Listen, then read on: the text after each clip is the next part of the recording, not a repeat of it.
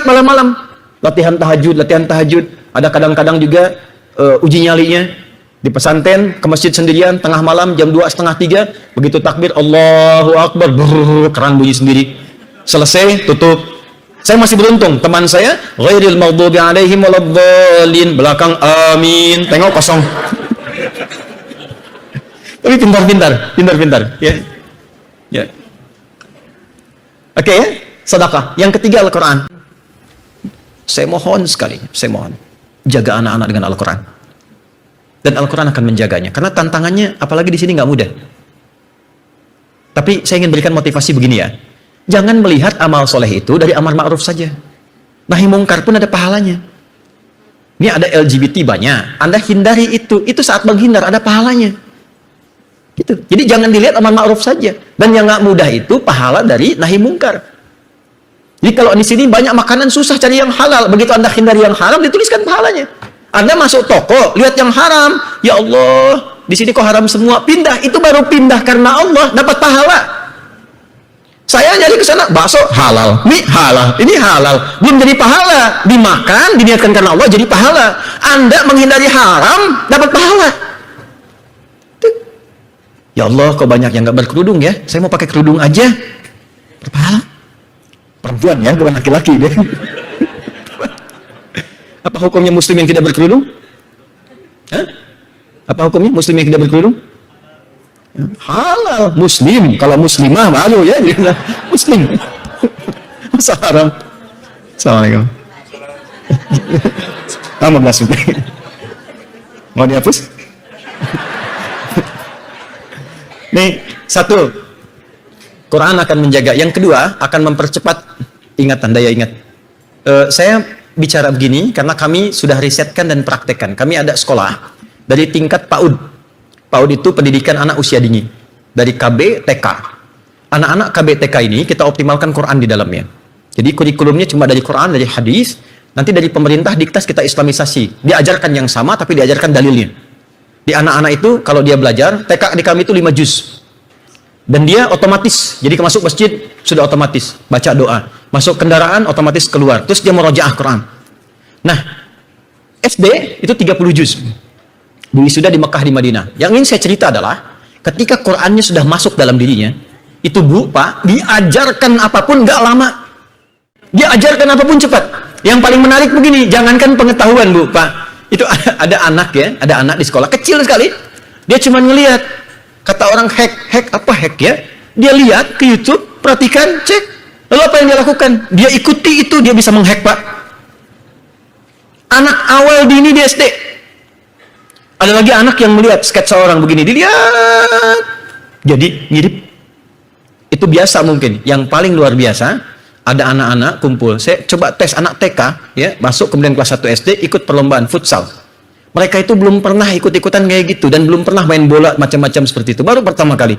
Saya cuma kasih tahu, nah, caranya begini. Tendang pakai kaki ke gawang yang sana, jangan dipegang. Yang jaga gawang di sini boleh pakai tangan. Jangan sampai kemasukan. Masukin ke sana, tendang aja sebanyak-banyaknya ke sana. Ya, jaga yang di sini. Instruksinya simpel seperti itu.